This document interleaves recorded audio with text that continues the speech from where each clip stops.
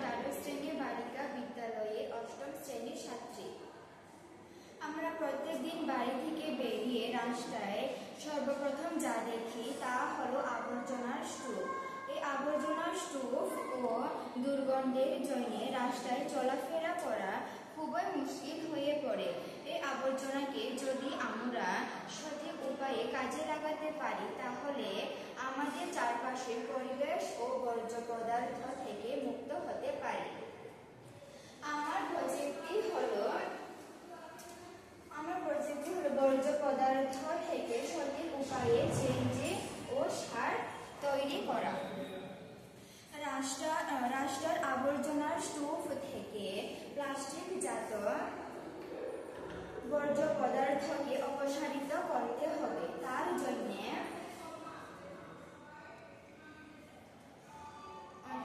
পৌরসভাকে অগ্রণী ভূমিকা পালন করতে হবে।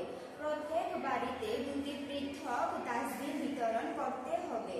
একটি ডাস্টবিনে প্লাস্টিকজাত পদার্থ ও অপরটিতে জৈব পচনশীল পদার্থ ফেলতে হবে। আবর্জনার স্তূপ জৈব পচনশীল পদার্থকে আলাদা আলাদা দুটি পৃথক ট্যাঙ্কে পাঠানো হবে। জৈব পচনশীল বর্জ্য পদার্থকে একটি অংশকে সয়েল মিক্সিং ট্যাঙ্কে মাটির সাথে মেশানো হবে, যা পরবর্তীকালে জমিতে সার হিসেবে ব্যবহার করা যাবে। অপর অংশকে বায়োগ্যাস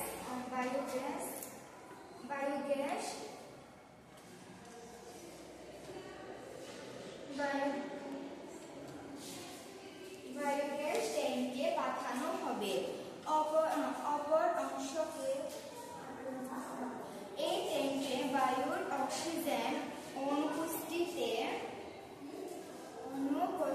অনুপস্থিতিতে অণুজীবরা জৈব পচনশীল পদার্থকে মিথেন ও কার্বন ডাই অক্সাইড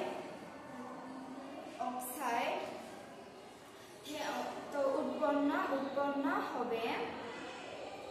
এই থেকে বায়োগ্যাস তৈরি হবে। এই বায়োগ্যাসকে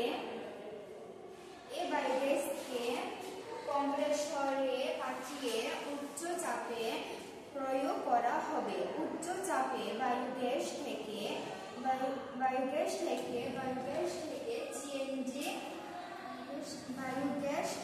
সিএনজি উৎপন্ন করা হবে, যা গাড়ি জ্বালানি হিসেবে ব্যবহার করা যাবে। এভাবে আমরা পচনশীল জৈব বর্জ্য পদার্থ থেকে সিএনজি ও সার উৎপন্ন করতে পারি। নমস্কার।